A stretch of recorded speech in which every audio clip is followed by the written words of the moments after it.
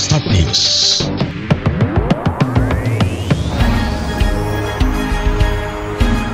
Start News, jendela informasi Anda. Sidang lanjutan PHPU Kepala Daerah begini tanggapan ahli soal LHKPN.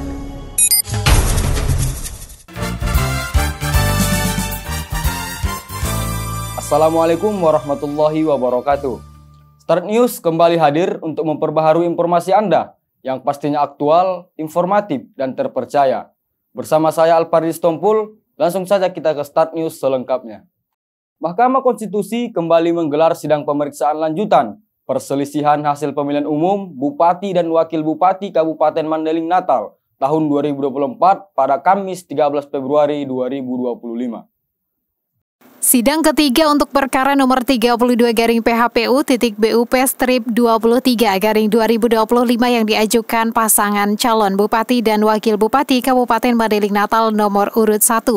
Harun Mustafa Nasution dan Muhammad Ihwan Hussein Nasution sebagai pemohon beragendakan mendengarkan keterangan saksi atau ahli, memeriksa dan mengesahkan alat bukti tambahan yang digelar di ruang sidang panel lantai 4 Gedung 2 MK.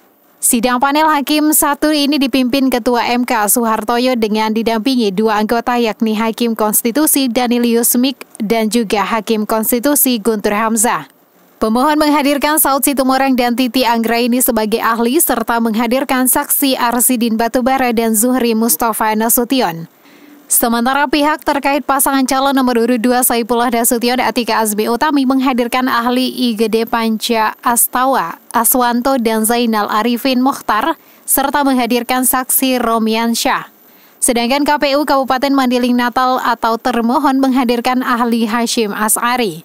Saud Situmorang dalam keterangannya mengatakan upaya dari LHKPN syarat dengan makna filosofis karena terkait dengan kewajiban dari wajib lapor atau penyelenggara negara sehingga penting menjunjung prinsip transparan, akuntabel, bebas dari konflik kepentingan demi menjaga prinsip pemberantasan korupsi.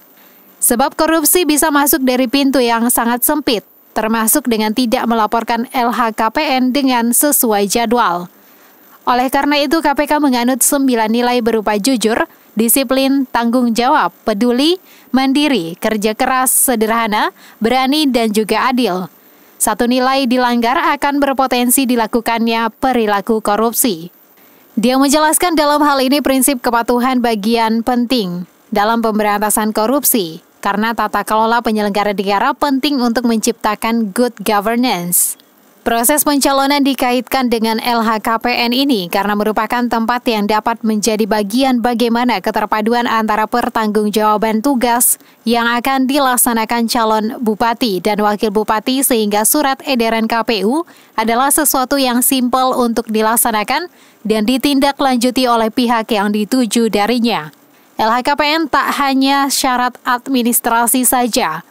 Ahli berikutnya, Titi Anggraini, menyebutkan syarat kekayaan calon yang ditentukan oleh Pasal 7 Ayat 2 huruf C, Undang-Undang Nomor 10 Tahun 2016, dan merujuk pada sifat kekayaan dinamis dan tidak statis. Kejujuran calon untuk memberikan informasi yang benar dan komprehensif sangat dibutuhkan sebagai basis untuk mengenali dan menilai rekam jejak personil calon. Maka keikutsertaan calon yang tidak memenuhi syarat membuat suara pemilih menjadi tidak berharga dan terbuang sia-sia. Membiarkan calon yang tidak memenuhi syarat mengikuti pemilihan merupakan tindakan ilegal dan inkonstitusional, yang dapat diklasifikasi sebagai perbuatan subversif terhadap pemilu demokrasi yang jujur, adil, dan berkepastian hukum. Atas hal itu, MK harus mengambil tindakan tegas untuk mendiskualifikasi pasangan calon yang terbukti tidak memenuhi persyaratan calon. Zuhri Mustafa Nasution selaku Ketua Pemenangan Paslon nomor urut 1 memberikan kesaksian bahwa pada 10 November 2024 dilakukan rapat evaluasi yang didapati beberapa kepala daerah yang belum melengkapi LHKPN. Singkatnya, didapati pada laman KPK bahwa pihak terkait dinyatakan LHKPN tidak terinformasi. Dia menyebut oleh karenanya disepakati melakukan penelusuran ke KPK dan didapati LHKPN atas nama Saifullah Nasution terdaftar masa 2021 untuk pejabat bea dan cukai dan ini akun aktif yang seharusnya dilaporkan secara periodik. Pertanyaan bagi mereka, LHKPN pada 16 Oktober 2024 yang diserahkan dokumen seperti apa? Atas penemuan ini, mereka bertemu di Medan dan sepakat melaporkan temuan ini ke Bawaslu. Arsidin Batubara dalam kesaksiannya menceritakan bahwa pada 14 November 2024 melapor kepada Bawaslu dan pada 16 November 2024 diinformasikan laporan tersebut dilimpahkan ke Bawaslu Mandailing Natal.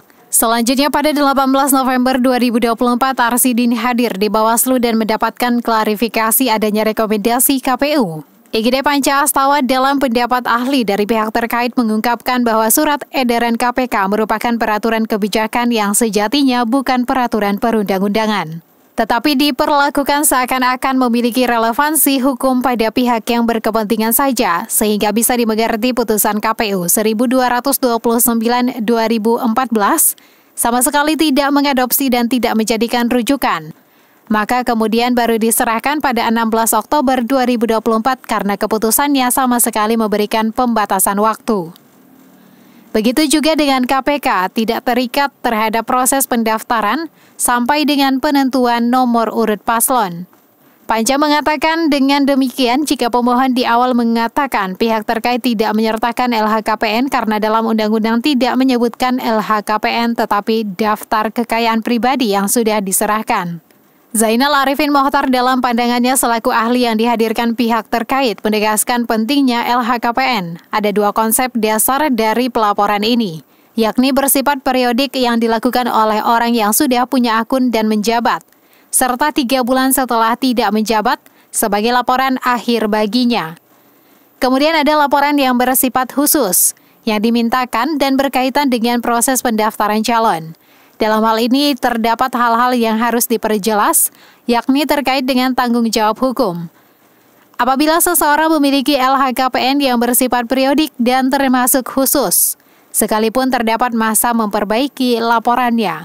Kemudian Aswanto selaku ahli dari pihak terkait memberikan keterangan bahwa terkait LHKPN yang membuatnya adalah pejabat yang ada dalam amanat Undang-Undang Pasal 5 Undang-Undang 8 tahun 2015. Perdebatan makna sebelum menjabat apakah dapat diartikan pada saat mendaftar sebagai calon pejabat negara atau sebelum dilantik menjadi pejabat negara. Seseorang yang mendaftar sebagai penyelenggara negara belum pasti menjadi penyelenggara negara. Artinya, kewajiban melaporkan dan mengumumkan kekayaan adalah bagi yang sudah pasti menjadi pejabat negara, sehingga perlu melaporkan kekayaan sebelum dan setelah menjabat dalam LHKPN. Maka terhadap orang yang baru mendaftar untuk kontestasi, dia belum disebut sebagai pejabat negara. Oleh karena itu, KPU sudah menentukan yang bersangkutan telah memenuhi syarat. Sementara termohon menghadirkan Hashim Asy'ari sebagai ahli yang memberikan pandangan terkait penerapan parameter adil dan setara oleh KPU Kabupaten kepada peserta pilkada. Dalam Undang-Undang Nomor 8 Tahun 2015, dalam Pasal 14 ditentukan kabupaten kota wajib memberlakukan peserta secara adil dan setara. Maka dalam konteks terdapat rekomendasi Bawaslu atas ada dugaan pelanggaran administrasi, maka KPU menyusun telaah hukum dan atas dasar itu dijadikan bahan keputusan oleh KPU Kabupaten Kota atas hal yang direkomendasikan oleh Bawaslu. Hashim menjelaskan tidak selalu rekomendasi ditindaklanjuti sebagaimana direkomendasikan, tetapi telah ditentukan oleh telaah KPU dengan hasil berupa respon surat rekomendasi. Atas hasil kajian KPU tersebut, termasuk dalam ketentuan pedoman LHKPN pasangan calon. KPU telah bersikap adil dan setara terhadap semua pasangan calon, terutama dalam menindaklanjuti rekomendasi Bawaslu. Sidang pemeriksaan pendahuluan pada Senin 13 Januari 2025, pemohon menyebutkan bahwa calon Bupati Kabupaten Mandailing Natal nomor urut 2, Saipullah Nasution menyerahkan tanda terima laporan harta kekayaan penyelenggara negara kepada Komisi Pemilihan Umum Kabupaten Mandailing Natal sebagai termohon pada tanggal 16 Oktober 2024. Sedangkan penetapan calon Bupati dan Wakil Bupati Kabupaten Mandailing Natal dilakukan pada 22 September 2024. Seharusnya yang bersangkutan tidak memenuhi syarat dalam pencalonan sebagai kepala daerah. Menurut pemohon calon Bupati Kabupaten Mandailing Natal nomor urut 2, Saipullah Nasution tidak menyerahkan LHKPN pada waktu yang dipersyaratkan sebagaimana ditentukan PKPU nomor 8 tahun 2024. Oleh karenanya, pemohon berpendapat keputusan KPU Kabupaten Mandailing Natal nomor 2193 tahun 2024 tentang penetapan pasangan calon peserta pemilihan Bupati dan Wakil Bupati Kabupaten Mandailing Natal tahun 2024 yang di dalamnya, termasuk pasangan calon atas nama Saipullah Nasution harus dinyatakan cacat formil dan harus didiskualifikasi dari pemilihan calon Bupati Kabupaten Mandailing Natal. Berita ini dirilis oleh Start News, bersumber dari Humas MK. Demikian sajian berita aktual edisi hari ini. Untuk informasi selengkapnya dari Start News, Anda bisa mengaksesnya di website kami di www.startnews.co.id. Saya Alparis Tompul dan segenap kru yang bertugas undur diri. Terima kasih, sampai jumpa kembali. Wassalamualaikum warahmatullahi wabarakatuh. Horas.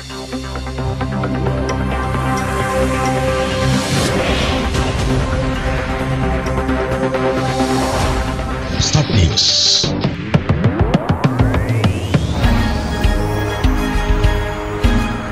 Start News, jendela informasi Anda.